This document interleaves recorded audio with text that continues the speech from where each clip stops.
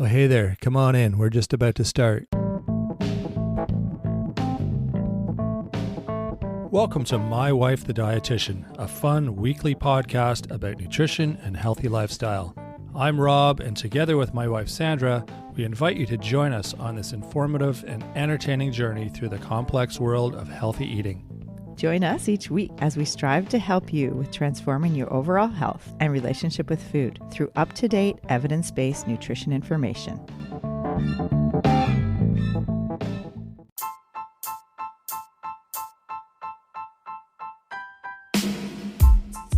Longevity seems to be a hot topic. The blue zones are 5 distinct areas in the world where people live long with vitality and good quality of life. The Mediterranean diet is one of the most well-researched diets to demonstrate a pattern of eating and lifestyle that offers many elements for health, including lower risk of cardiovascular disease, heart attack, and stroke.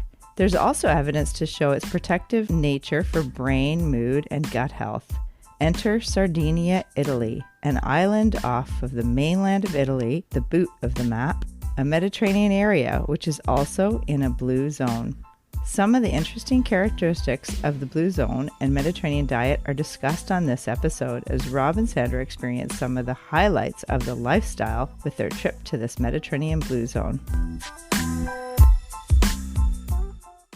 Enjoying the show? You can help others find it and enjoy it too by giving us a 5-star rating or review. If you feel like reaching out to us with a question or comment, you can send us an email at mywifetherd@gmail.com. And don't forget to visit our website at mywifethedietitian.com, as well as our social media pages. We're on Facebook, Instagram, and YouTube. Enjoy the show. Welcome to My Wife the Dietitian. Hello, Sandra. Hi, Rob. How are you? I'm really good. Yeah, how come? I'm refreshed and feeling good, like gonna live a lot longer. Why is that? We've just returned from Sardinia, Italy, one of the Mediterranean areas, and also a blue zone. Yes, we did. Yeah, and that's what we're going to talk about today is the Mediterranean diet mixed with the blue zone for longevity and good health. We tried it. So we're going to give you our review and our insights on firsthand knowledge of eating in Italy and the blue zones and Sardinia and all the tricks they have to live forever. It's not quite live forever, but it's pretty cool. We talked about the blue zones for longevity with Liz Weiss, episode 117, so people can refer back to that one. And that was a really good one with lots of background information about the blue zones.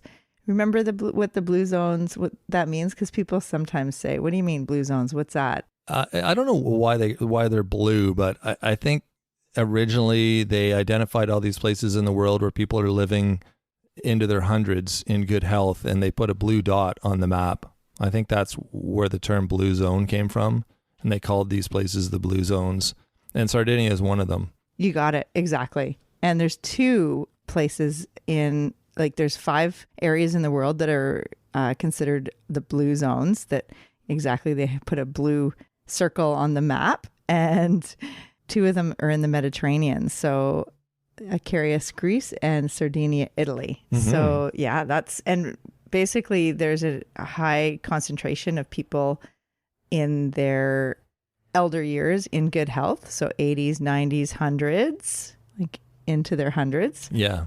And so longevity is the factor that they're focusing on. Yeah, exactly. Yeah. And vitality. So good health. Yeah, not just old, but old and like still giving her. Yeah, still happy to get up in the morning and feeling productive and feeling like giving back.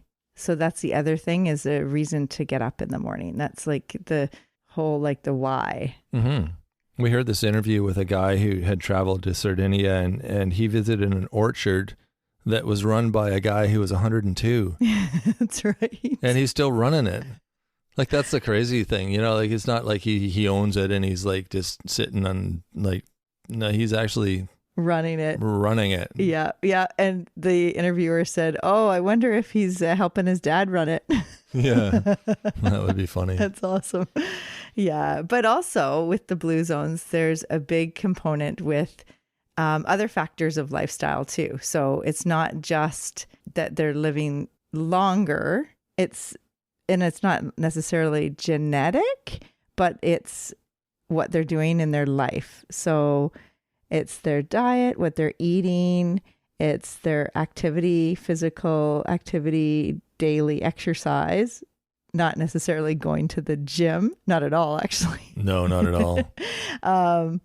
It's the social connections that they have with their community and their family, the feeling, the purpose, like getting up in the morning, having purpose in life, and less stress. So a lower level of stress.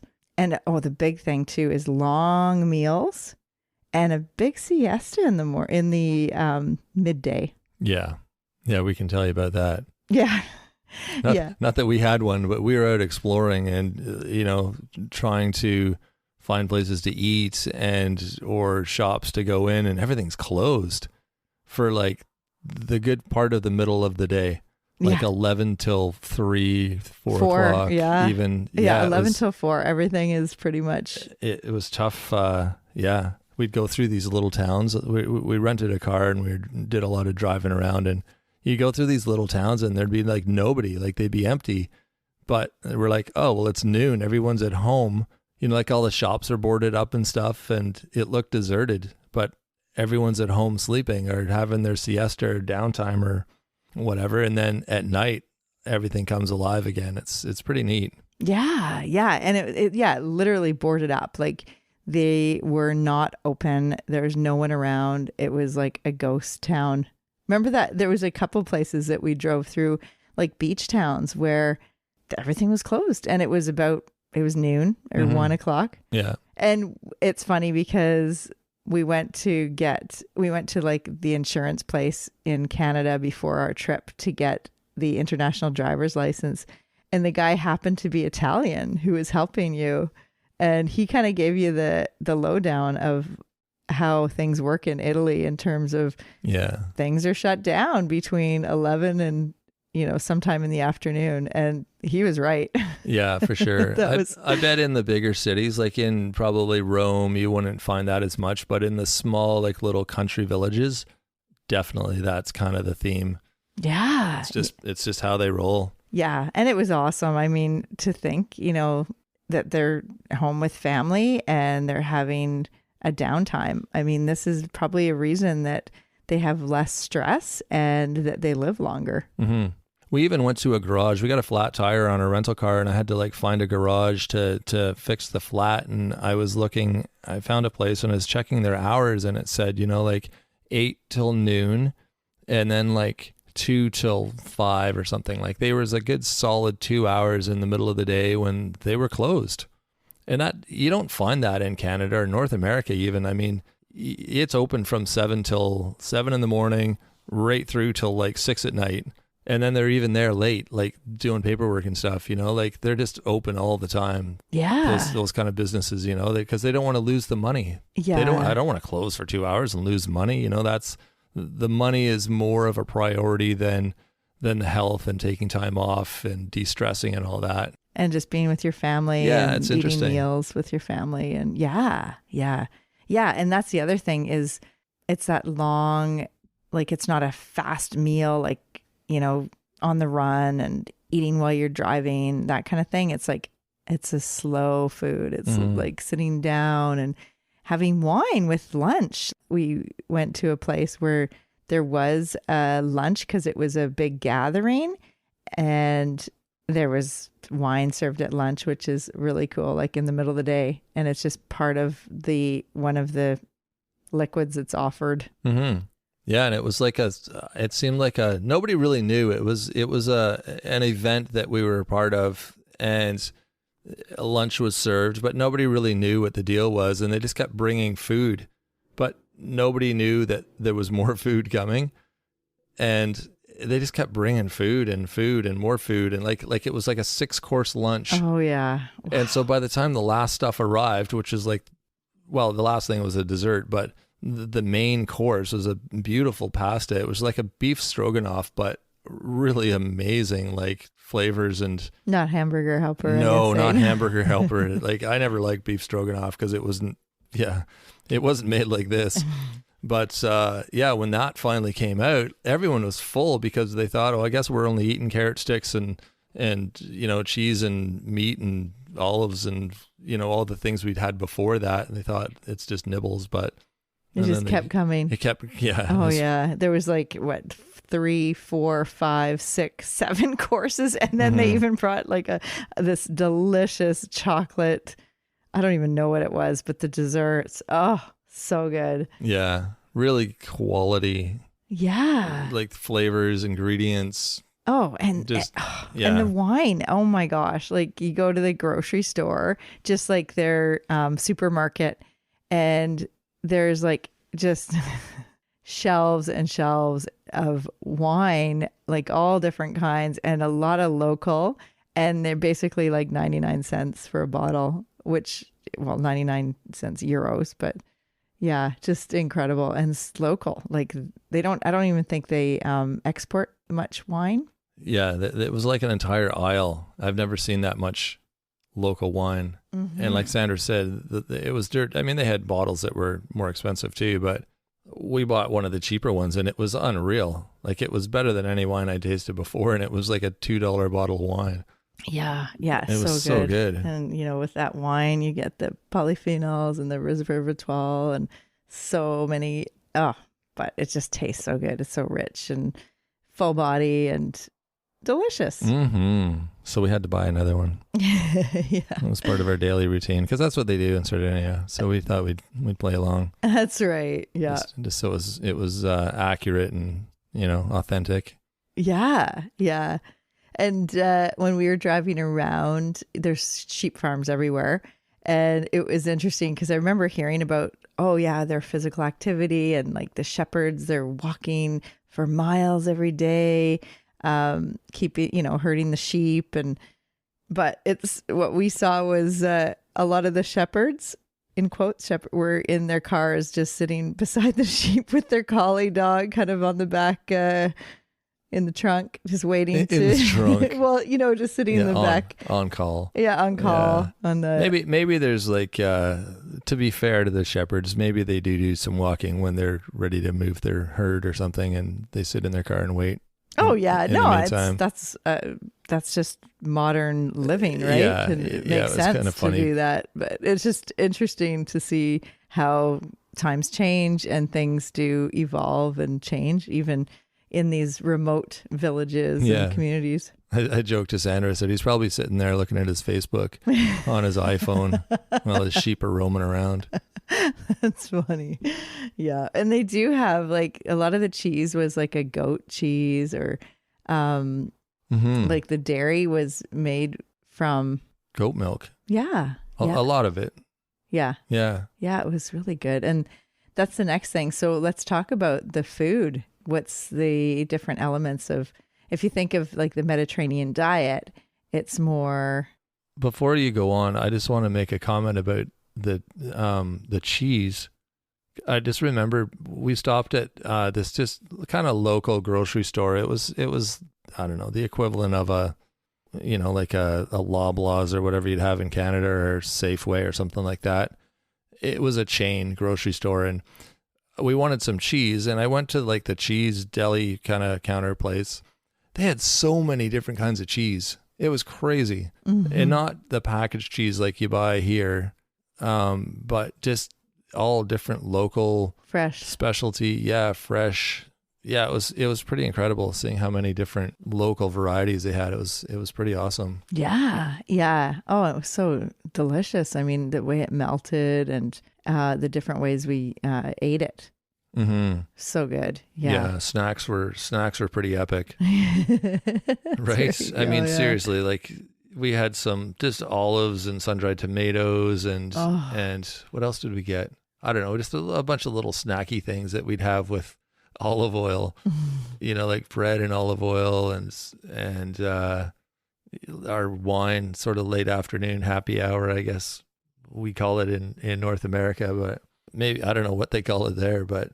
Yeah. Well, it's kind of like before dinner. Yeah, because dinner there is like 8:00 at night. Like Right. things aren't even open. You can't even go to a restaurant before like 7. That's I don't think true. they're open. They weren't open. That's No. right. Because they said they were open on their website, and then we got there and we don't open until 7:30 or whatever. So yeah. Yeah, we had to really flip our lifestyle on its head, because that's easy, we're eating early and going to bed early, and there it's totally different. So Yeah. But it was like you get into the groove and there's a rhythm. oh yeah, for sure. Yeah. No, that's so fun. It was really almost refreshing. Like it was, I don't know. It was vacation too. So Yeah. there's the thing about being on vacation. Well, it was real. I mean, that's cool. Like you go to some places like Disneyland and it's the opposite of real. You know what I mean? Like it's fun, but it's just like so commercial. Where this was the opposite of that. It was just like very authentic and natural, and just like, yeah, real. It was pretty neat to experience. Yeah, absolutely. Yeah. And I love that, like, eating together was definitely a theme you could see. Families getting together, big, groups eating together. And with regards to, if you think of like the Mediterranean diet, it is one of the most well-researched diets around. And there is evidence to suggest that it helps with reduction of cardiovascular disease, stroke, heart attack. And part of it is the nutritional quality of the food that's in the Mediterranean diet. So Right. Sardinia is part of that. And you think of it's like whole, minimally processed foods, less of the refined carbohydrates and sugars. It's plant focused or plant based, but not strictly vegetarian per se. There is a blue zone, Loma Linda, California, that the people are vegetarian, but with the Mediterranean diet, kind of our lifestyle or dietary pattern, it's not necessarily vegetarian, but it is plant focused. So there's generally, you think of the vegetables, the fruits, like all the different types of plants and plant varieties, whole grains, legumes, beans, lentils, garbanzo beans, and chickpeas, and Yeah, all sorts. I mean, just the whole spectrum of beans.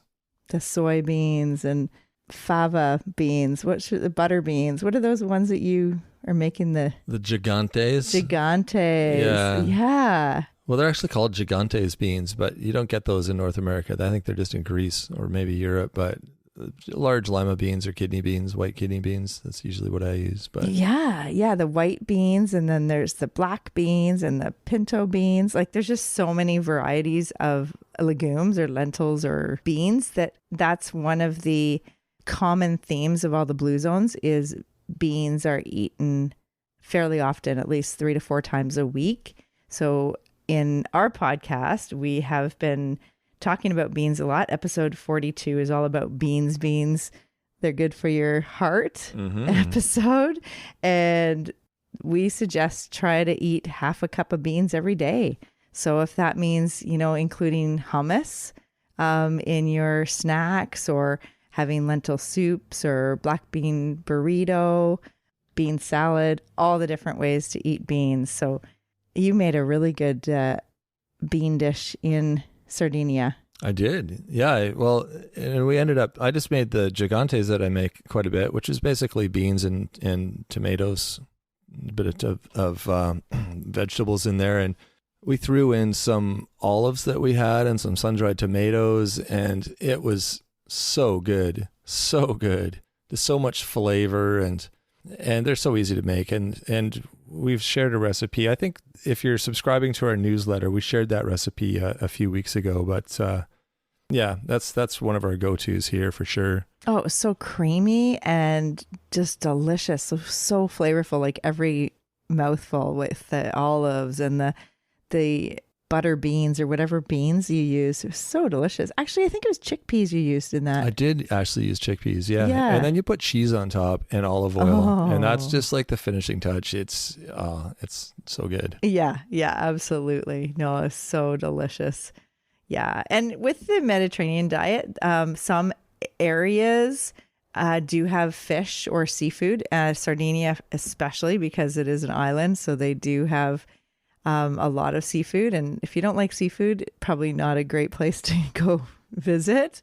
But remember we got those fresh mussels. Yeah. Oh my God. Oh, they were good. That was so good. Like it was like a whole plate. Like it was one of those, it was almost like a bowl, like just a big, massive amount of them. And I don't know if you looked at the bill, but they were like $7. Yeah. They were so cheap because I thought, oh, this is going to be pricey, a big thing of mussels, but they're in such large quantities that they're not rare there, you know? Yeah, exactly. And it's so local. I mean, they just caught them, or they just got them right that day, and fresh. Oh, so good. And there are some, like with Mediterranean diet, also some includes red meat, like lamb, possibly, or other red meat, and then dairy also. So there, yogurt, cheese, as we mentioned, are some common elements of the Mediterranean diet. And do you remember some of the areas like around the Mediterranean region, other than Sardinia that we're talking about in Italy? But there's like Greece and Spain.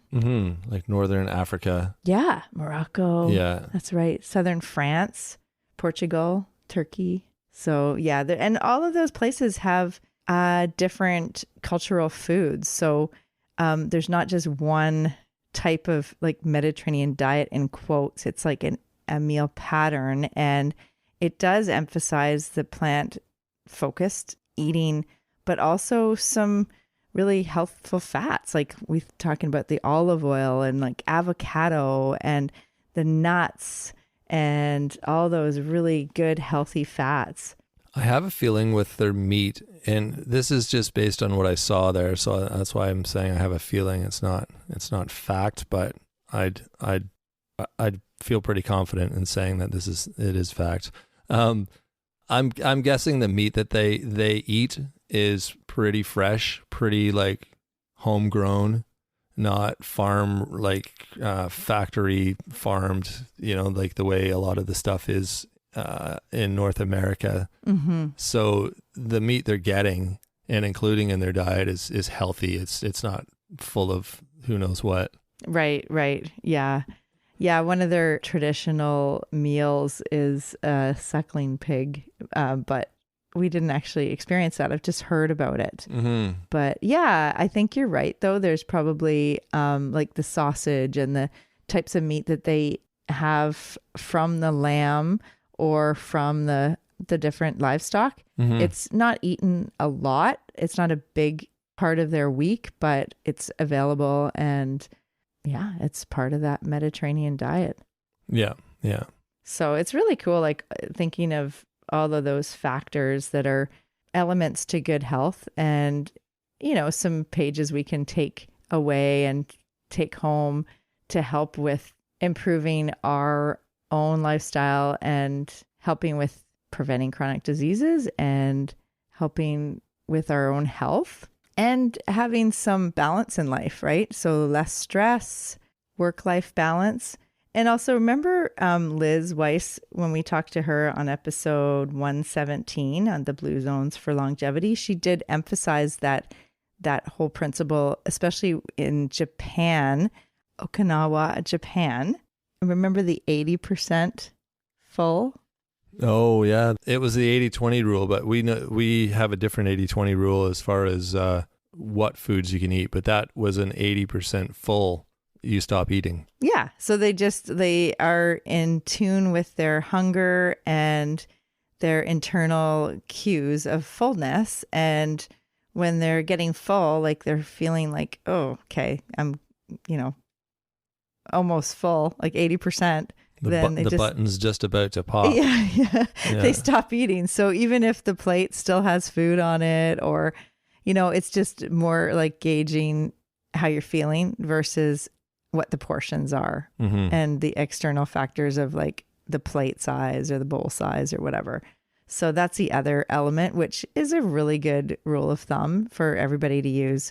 And, you know, we can take some lessons from our kids, because kids know their own hunger. And when they are turning away their face to the fork, or they just don't want to eat anymore, you know, that they're probably full and there's going to be a meal in 3 to 4 hours. So Mm-hmm. there's no reason to keep pushing for that. You always get full when there's one bite left. It's pretty funny. I've been using this rule for many years. It's a different rule though. It's like the what would we call it?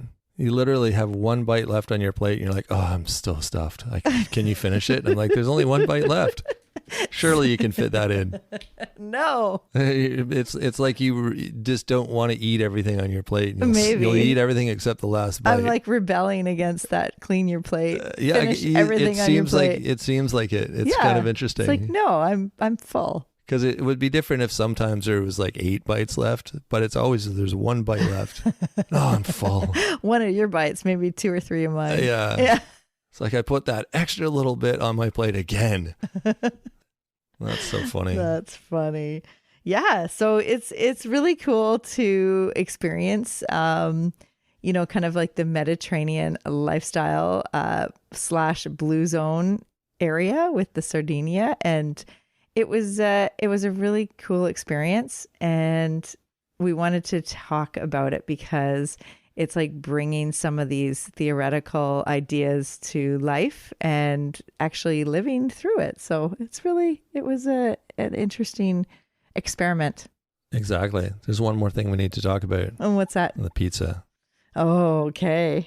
I had the most amazing pizza, and it was at the, I asked the server what she recommended, because I figured they would know best. We each got our own pizza.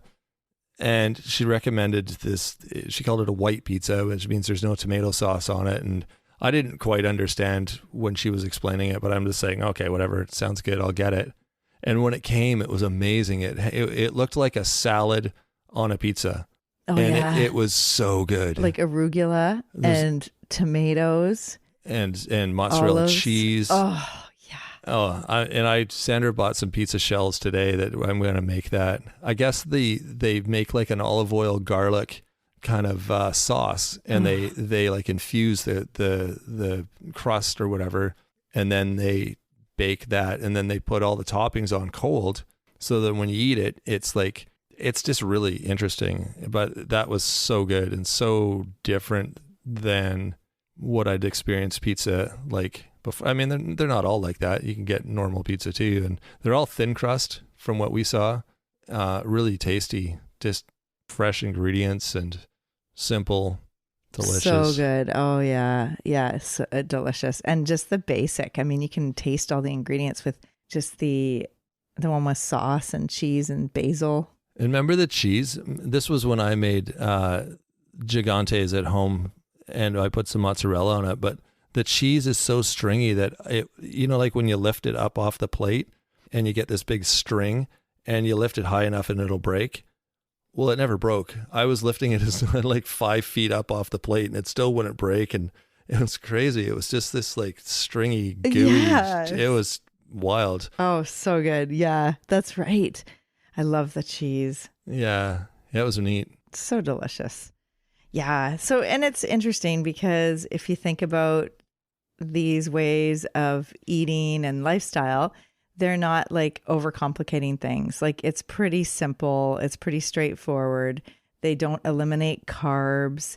They don't, count calories. No, they definitely don't eliminate carbs. No. That's funny. Yeah. No, there's a lot of the food is, if you think about the beans and the pizza and the breads and the potatoes and pasta. The rice. Yeah. Yeah. There's all sorts.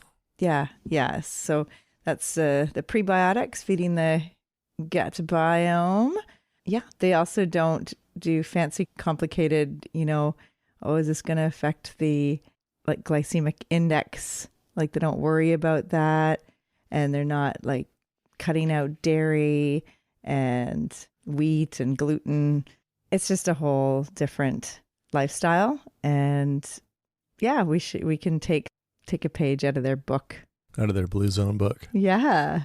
The original Blue Zone by Dan Buettner. And it's it's an interesting way of looking at things for sure.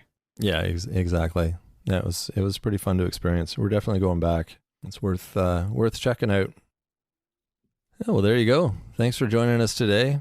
I hope that was interesting for you and inspired you to go visit Sardinia and cruise around like we did. It's a great different world than what we're used to here, and maybe inspire you to change up a few things in your own life. We'd love to hear if anyone out there has been there or in another Blue Zone. It would be great to hear your experience. Yeah, true. If you've ever been to Icarus, Greece, and that's also a Mediterranean area, or maybe Okinawa, Japan, or Nicoya, Costa Rica, or Loma Linda, California. So those are all the different Blue Zones, and it'd be interesting to hear what people thought of their experience if they've traveled there or lived there. Yeah, exactly.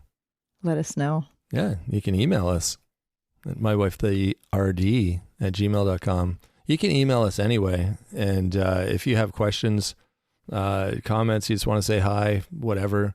We love hearing from listeners, getting feedback. It's all super helpful, and it's fun to meet some of the listeners too. Check out our website too. We've got all sorts of stuff on there. We've got a great blog with all kinds of information. And we've got a newsletter that we do once a week. You can sign up for that on the website. We are also on social media. You can check us out there. We're on Facebook, Instagram, and YouTube. Yeah, and if you enjoy the show or appreciate what you're hearing, then please tell one other friend or family member or colleague or coworker, or like Rob says, your neighbor, or just someone that you run into. The guy beside you in traffic. That's right. He probably needs something new to listen to anyway. That's a few right? people, different people that we met along our journeys are now listeners also, which is awesome. Yes. Hello, new friends. That's right. Awesome. Well, thanks again for joining us. Like we said, if you like the show, you can also rate and review it. That helps us out. It also helps other people find it, which is great for everyone. So yeah, we will be back on Wednesday with Nutrition Nuggets. So until then, have a great week, everyone. Thanks, Rob. Thanks for joining us today on My Wife the Dietitian. If you like what you heard, don't be shy. Leave us a comment or review, and be sure to share our podcast with your friends. If you'd like to hear more, hit that subscribe button. You can also follow us on our social media pages for updates, episode trailers, and other odds and ends. For more info and links on what we discussed on today's episode, check the show notes. We'll be back next week with another informative and fun-filled episode.